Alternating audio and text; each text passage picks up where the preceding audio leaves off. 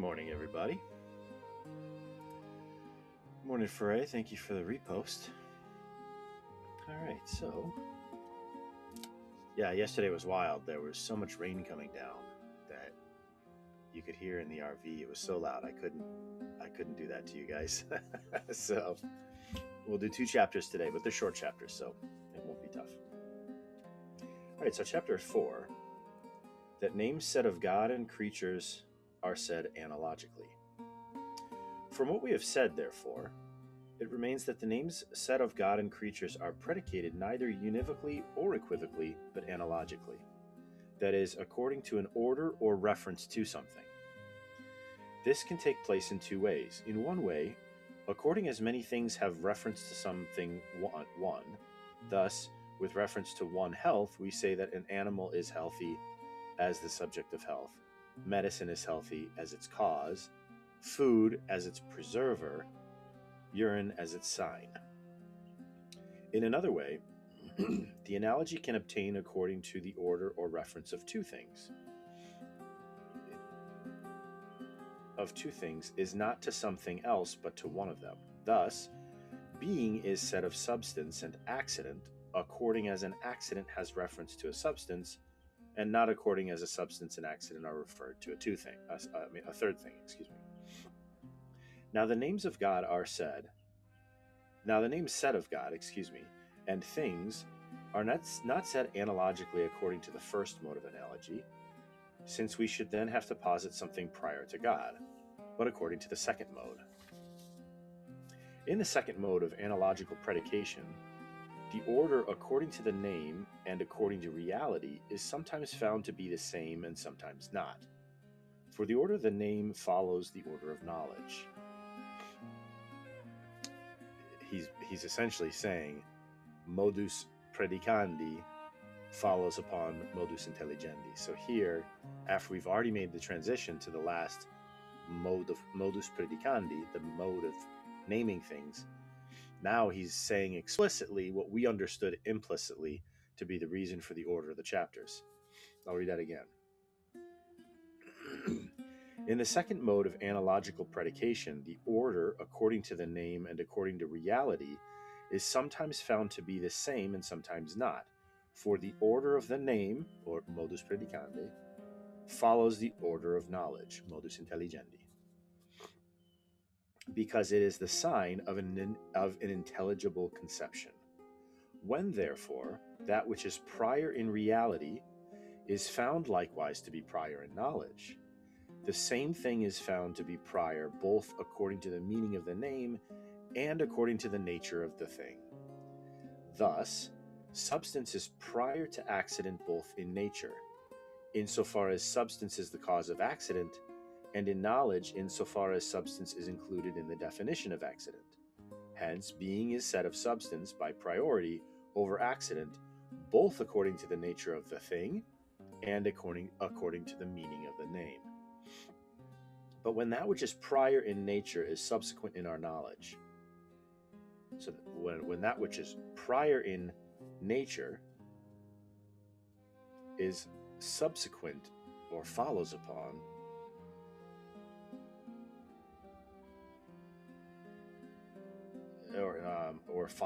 so that which is prior in nature but subsequent in our knowledge, then there is not the same order in analogicals according to reality and according to the meaning of the name.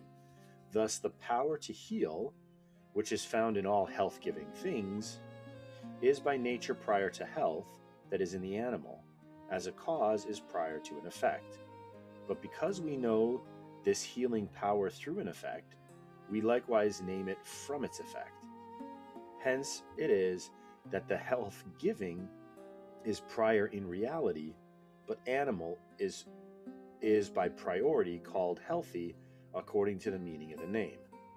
Thus, therefore, because we come to a knowledge of God from other things, the reality in the names said of God and of other things belongs by priority in God according to his mode of being, but the meaning of the name belongs to God by posteriority. And so he is said to be named from his effects. So essentially, he's saying that the order of knowledge is oftentimes, or sometimes, depending on what you're talking about, the inverse of the order of things in their being. So the example he gives is, we call medicine healthy because it brings about the effect of health in an animal, but the medicine is prior in being. It's in things we find medicine as the cause of health or nutrition or whatever. What he used the example medicine, whereas the name goes the other way, because we call medicine healthy or nutrition healthy because we recognize and we understand that it brings about health, that which is posterior, which comes after its cause. We name it because by an understanding of its cause, right? So then he's saying, okay, now that we're doing the same thing with God. God is the cause of being. So even though he comes first in the nature, in things, he comes first, and then the beings that flow from him follow upon that. That's the order of being. But in the order of naming and even understanding, we understand the cause through the effect. So it's actually, to finish this little chapter on analogy, he uses a beautiful analogy of health, of medicine bringing about health. So, but again, every analogy fails because obviously medicine isn't in a higher order of being than the thing which is being cured. Where in God, that is the case. Obviously, he is a higher, more noble existence. So it's interesting to remember that every analogy fails at some point, because there is no perfect analogy. So even in the example he gives, we can see that it's not exactly the same, but within the scope of the conversation, it actually makes perfect sense, and it makes the whole point of that chapter very easily intelligible. Okay. Chapter 35. That many names said of God are not synonyms. It is likewise shown from what has been said that although the names of God signify the same reality, they are yet not synonyms, because they do not signify the same notion. For just as diverse things are likened through their diverse forms to one simple reality that is God, so our intellect, through its diverse conceptions, is to some extent likened to God, insofar as it is led through the diverse perfections of creatures to know him. Therefore, in forming many conceptions of one thing, our intellect is neither false nor futile, because the simple being of God, as we have shown, is such that things can be likened to it according to the multiplicity of their forms. But in accord with its diverse conceptions, our intellect devises diverse names that it attributes to God. Hence, since those names are not attributed to God according to the same notion, it is evident that they are not synonyms, even though they signify a reality that is absolutely one. For the signification of the name is not the same, since a name signifies the conception of the intellect before it signifies the thing itself understood by the intellect. In other words, what he's saying is, so you remember back probably 20 chapters ago, maybe not quite that, yeah, probably about 20 chapters ago, I don't remember the exact chapter, but remember how he had said,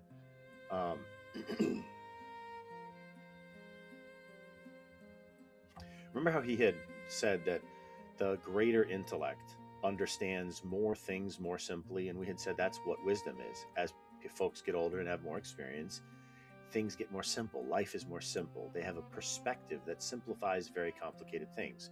So when the young ask advice from the older and the wise, thank you, sir. Good morning, Shiva.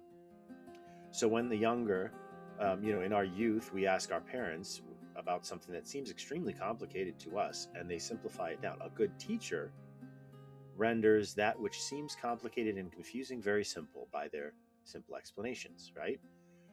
So he said the higher the intellect, the more simple, the fewer and more universal ideas, are they understand all of reality or everything that they know with fewer and more noble and more simple ideas. So this is important, and so this is like why a very powerful way to learn something is collect the data first, understand everything, all the information, and then take a step back and try to simplify it and see if you can understand entire themes or concepts of reality with just a few ideas, right? The fewer ideas that you can get in order to understand everything, the more comprehensively you understand it. So, interestingly, he says likewise that our concept, even though God is one, simple, and perfect, because of the limits of our mind, we understand different attributes of that one simple being by many different notions because of the limits of our way of coming to know the way and our way of understanding things. We have many different concepts, and because of that we have many different names. But since each of those concepts are information about, they're not all the same about the reality in God. Even though God is simple, we have to understand him, but because of the smallness of our intellects, we have to understand him with with many different concepts. Even though in that's the term they use, in the thing itself, in God himself, everything is perfectly simple. His being is his existence. He's extremely simple. So the last little 2-paragraph chapter, 36, that we said we'd finish this week, is how our intellect forms a proposition about God. Now, the first act of the intellect, Aristotle says, the first act of the intellect is understanding something. The second act of the intellect is to form a proposition. A is B. The third act of the intellect is to string propositions along together in syllogism or in a logical argument in order to generate another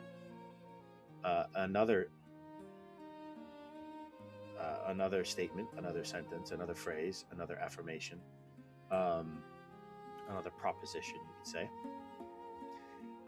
in order to grow our knowledge. So these are the 3 acts of the intellect: naming or / defining things, 2 propositions, so identifying one name with another name, and then 3 stringing those propositions together to form an argument, which leads us to more knowledge if done properly, right? So chapter 36, how our intellect forms a proposition about God. From this, it is further evident that although God is absolutely simple, it is not futile for our intellect to form enunciations concerning God in his simplicity by means of composition and division. What he means by composition is those are the 2 kinds of propositions. One is identification, A is B, that's composition. And then division is A is not B. One of my favorite terms is and it's actually one of my favorite words in the English language, is the word confused. Confused literally means to fuse together as one, confuse. In other words, you're identifying 2 things or seeing them as the same when they shouldn't be. So this is why in my Twitter bio, I have the scholastic adage: seldom affirm, never deny, always distinguish, because it's by distinguishing what we mean by the definitions of different names that we're using. By distinguishing, we avoid confusion, fusing together 2 things as one. For although, as we have said, our intellect arrives at the knowledge of God through diverse conceptions, it yet understands that what corresponds to all of them is absolutely one. For the intellect does not attribute its mode of understanding to the things that it understands. For example, it does not attribute immateriality to a stone, even though it knows the stone immaterially. In other words, the concept in our mind that we have, the image in or understanding in our mind that we have of a stone, is by the very nature that it's in our mind, immaterial.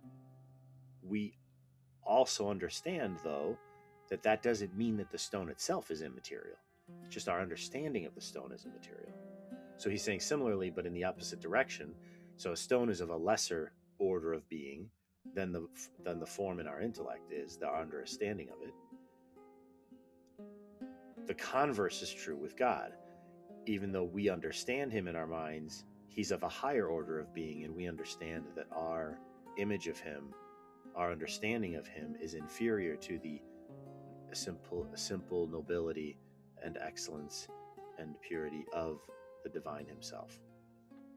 So it's an interesting comparison, but again, so it's an analogy to help us, it's an analogy to help us understand this relationship between our ideas and God. But again, there's some truth in that analogy, but every analogy fails. So we do have to be careful when we're using analogies, that there are no perfect analogies. So even though the analogy is true, that the idea in our mind is of a different order of being than the stone and of God, those are both true statements. One is because the stone is of a lower order of being, the other is because God is a higher order of being. But it's a relationship between the orders of being, and that we understand that our mind isn't, the image in our mind is not of the same order of whatever being or the thing that we're understanding. So it therefore sets forth the unity of a thing by a composition of words, which is a mark of identity when it says God is good or goodness. The result is that if there is some diversity in the composition, it is referred to the intellect, whereas the unity is referred to the thing understood by the intellect.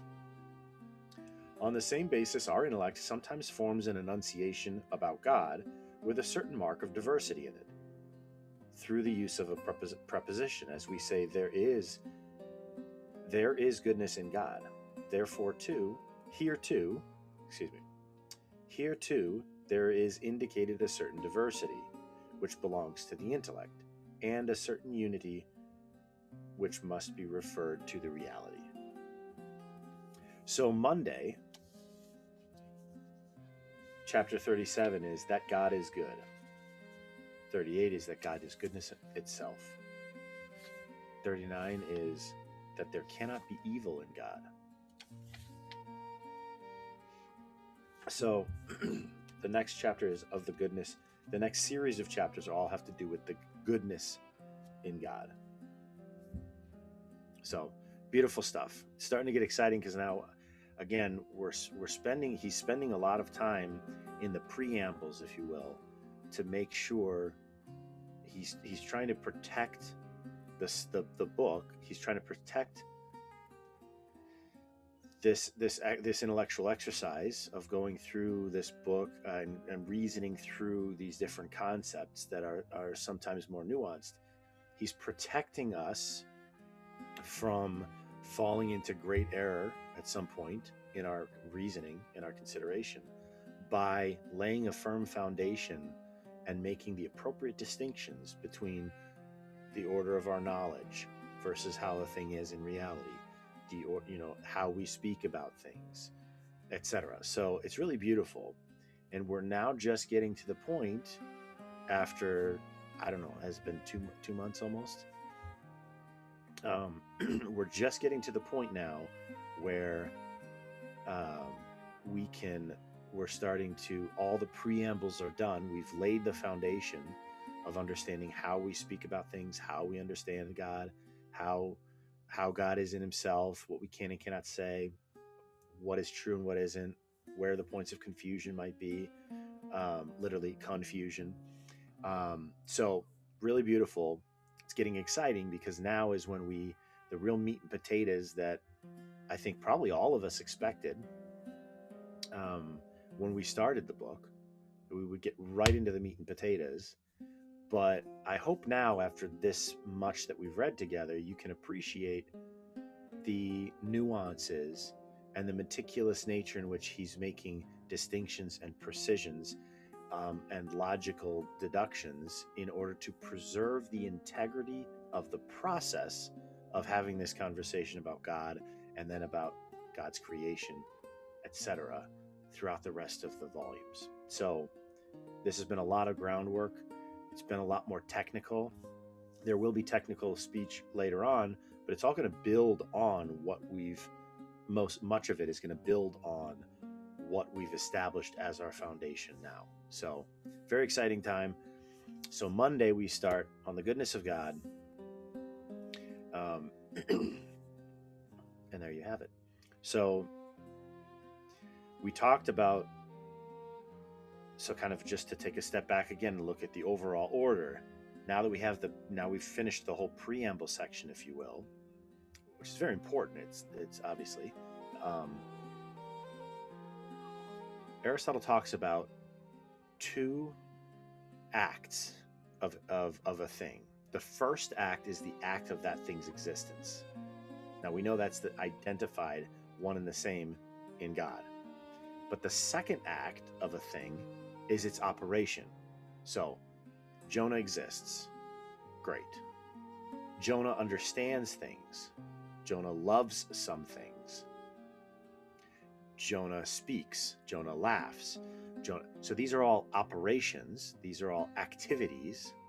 And so as we move from the first act of how a thing is, then we're going to see the operations of God, right?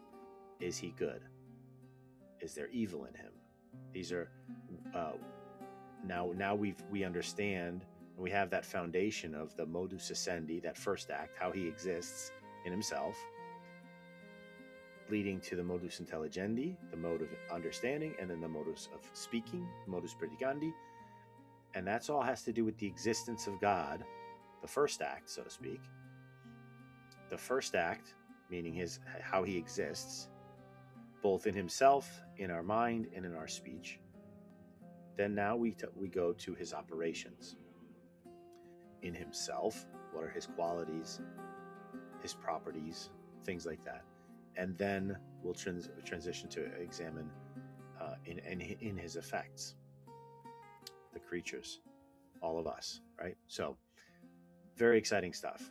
We're on the cusp of some even more beautiful conversations. So thank you for joining me for Cup of Jonah this morning. Always a pleasure. And don't forget, our phone booth podcast.substack.com, of course. And I hope you enjoyed and hope you had a chance. If you didn't, please check it out. Wednesday evening, I had a wonderful conversation with Adam, aka Damn Blue, aka the Short Seasoner. We had a wonderful conversation. It started about World War III and kind of alien disclosure and understanding some of that. He has a very interesting perspective on a lot of these things. He was actually stationed at the Tomb of the Unknown Soldier when the Pentagon was hit.